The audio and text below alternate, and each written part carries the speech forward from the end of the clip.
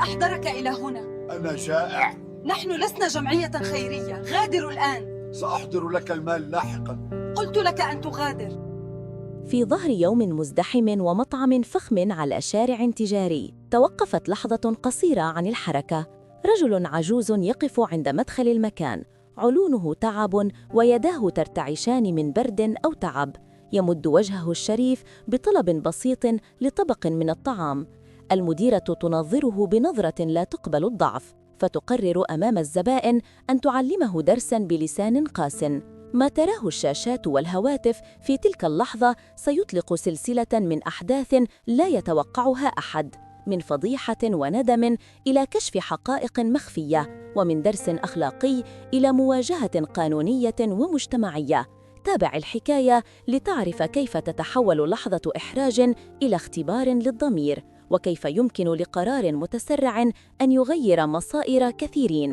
ادعمنا بالإعجاب واشترك في قناة حكاوي وأسرار وفعل زر الجرس لتصلك كل الحكايات أولاً بأول. دخل المطعم في ذروة الظهيرة كعادته، طاولات مملوعة، نادلون يركضون، وطبخ يرتفع منه بخار يغوي الأنوف. المديرة رانيا كانت تقف على باب المطبخ تراقب السجلات وتتابع الطلبات. شخص ذو لوك عصري، صارم الملامح، لا تحتمل التأخير. لم تكن رانيا رجاء فحسب لمكان شغال، بل كانت أيضاً امرأة تحمل على كتفيها ضغط نتائج تجارية ومطالب المستثمرين وحياة أسرية تحتاج من دخلها الكثير. تسربت إلى روحها مع الوقت قسوة لم تفهم أن تكون عاقلة دائماً. على الرصيف وقف الشيخ العجوز، وجه حفرته الأيام وملابس رقيقة تدل على شح لا يستطيل. اسمه حسن، رجل في السبعينات، جاء إلى الحي بحثاً عن وجبة ساحنة أو ربما عن ذرة رحمة تسقى بها روحه. لم يكن يحمل بطاقة ولا هاتفاً، كان يحمل ذاكرة أثقل من متاعه. تقدم طالباً المساعدة بلطف: لو سمحتم، إن أمكن طبق صغير، أحتاج إلى طعام. كانت نبرة صوته هادئة بلا توسل مذل.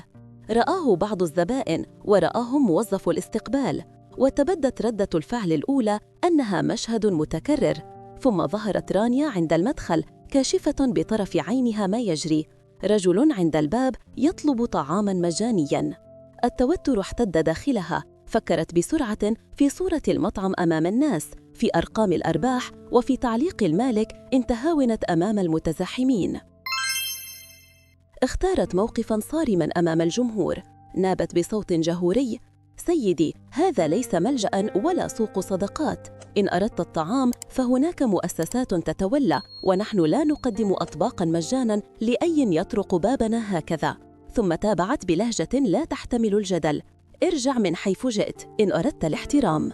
تبدت الدهشة على وجه الزبائن، التجمهر لحظة، وهاتف يسحب ليصور الموقف. أما حسن فهبط رأسه ببساطة، كأن السخرية منتنة ومؤلمة معاً. غادر المكان متفاقلاً، والخجل في صدره أكبر من جوعه. مكان آخر في المدينة شاهد هذا المقطع فيما بعد، وشاهد الآلاف. لم تكن رانيا تعلم أن كاميرا هاتف راقبتها وصورت لحظتها، ولا أن الفيديو سيلاحقها إلى ما بعد ظهر ذلك اليوم. لم تمض ساعات حتى انقلب المشهد، موجة من الغضب الاجتماعي، تقارير محلية، وتدوينات تحمل مقطعاً صغيراً. الناس قاسية أحياناً مع بعضها، لكن عندما ترى غضب القلب يعلو فإن القضايا تأخذ أبعاداً. المستثمرون سألوا عن صورة المطعم، وصاحب العلامة التجارية طلب تحقيقاً داخلياً سريعاً. وبالمقابل ظهر رجال يسألون: من هو هذا الشيخ؟ لماذا وجد نفسه في موقف كهذا؟ وما علاقة الحي بالمشهد؟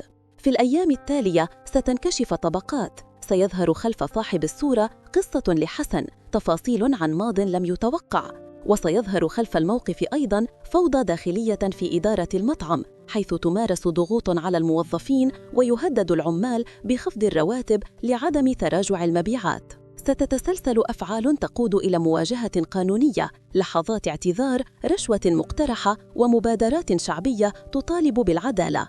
وستكون الحكاية عن أكثر من مجرد إهانة، عن المسؤولية الاجتماعية، عن كرامة الضعيف، وعن كيف أن ردود الفعل العامة قد تقوض حياة أفراد وتعيد تشكيل حياة آخرين. بعد انتشار الفيديو بسرعة مذهلة، تعرضت رانيا لسيل من الاتصالات، الزبائن الملغية لحجوزاتهم، تعليقات سلبية، وحتى تهديدات افتراضية. صاحب المطعم شريكها أدهم دق بابه غاضباً: لا بد من حل فورياً، الصورة تكلفنا ملايين. وقال بصوت حاد: اطلبي من أحمد المدير التنفيذي للعلامة اتخاذ موقف اعتذاري أو نغلف القصة باتفاق داخلي. رانيا بين حيرة المال وحرقة كرامتها فضلت الخيار التقليدي: كذبة بسيطة أمام الجمهور واعتذار تسويقي. لكن الأمور لن تهدأ بهذه البساطة. المقطع الذي سجلته طالبة من الزبائن انتشر على صفحات الحي، ثم انتقل إلى مجموعات أهلية تهتم بقضايا الفقر. آلاف التعليقات تسأل: ماذا فعل المطعم بالمحتاجين؟ وأين دور الخير؟ وسط هذه الضوضاء تواصلت جمعية محلية مع صاحب الفيديو الذي تعرف على مكان حسن، وبسرعة حاولت الوصول إليه قبل أن يختفي. وجدوه في زاوية قريبة من حديقة عامة، وجهه شاحبة، لكن كرامته ما زالت تدفعه لأن يرفض البكاء أمام الناس. قدموا له طعاماً ومساعدة وعرضوا نقله إلى مأوى، لكنه رفض التصوير في البداية وقال بهدوء: كل ما أريد أن أستعيد شيئاً سلب مني، كرامتي. المقال الصحفي الأول الذي تبع الحادث لم يكتفي بالإدانة، بل حكى عن الرجل. كان حسن يوماً موظفاً محترماً في ورشة نجارة توفر له قوته قوتين: عمل لائق وابن صغير. لكن سلسلة من المصاعب، مرض طارئ لابنه، تلاعب بسوق العمل، ثم سوء إدارة الأدوية أخرجته إلى الشارع. لم ينبه أحد مسؤوليته عن ذلك. اليوم وجده مجتمع أغنى من قيمة أقواله، لكن الكرامة لا تباع بالطمأنينة. الكلام صرخ في شوارع المدينة، وصار رب عمل محلي يوجه له سؤالاً: لماذا تتركون الناس يسقطون بهذه البشاعة؟ في إطار الضغط، اتخذ صاحب العلامة قراراً تجارياً سريعاً، نشر بياناً رسمياً يندد بسلوك المديرة. لكن الجمعية لم تقتنع، فهي لم ترد مجرد بيان شكلي، بل تريد ضمانات حقيقية لعدم تكرار ما حدث. طالبت بتحقيق شامل لمعرفة سياسات الخدمة في المطعم. هل يسمح برفض لفقير؟ هل هناك آليات للتعامل مع المتسولين؟ وفي خلفية المطعم عقدت جلسات بين الإدارة وممثلي الحقوق المدنية.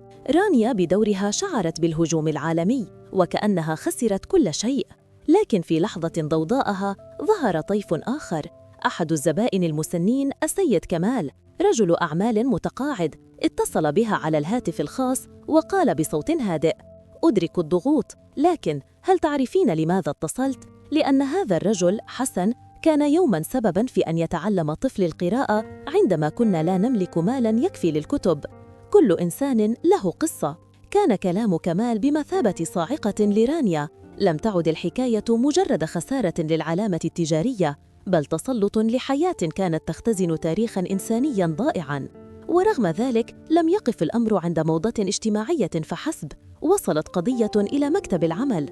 عدد من العاملين بالمطعم بدأوا يروون فصولاً من سوء المعاملة، وذكر أحدهم كيف تفرض حصص يومية من المبيعات، وكيف تحرم وجبة العاملين أن لم يحققوا أهدافاً. المحققون فتحوا ملفات، وتبين أن المطعم ضيق في طرق دفع الأجور، وأن سياسة عدم تقديم الطعام مجاناً كانت تطبق بشكل أصولي متعسف بلا مراعاة للاحتياجات الإنسانية. في خضم التحقيقات بدأت رانيا تتعرض لأكثر من هجمة، من مؤسسة حقوقية تطالب بطردها، ومن الزبائن الذين يريدون نقوداً رداً، ومن وسائل الإعلام التي لا تترك لها مكاناً للدفاع. جلست لياليها لا تنام، تستعيد كلماتها القاسية كأنها شمعة أطفأتها هي بنفسها.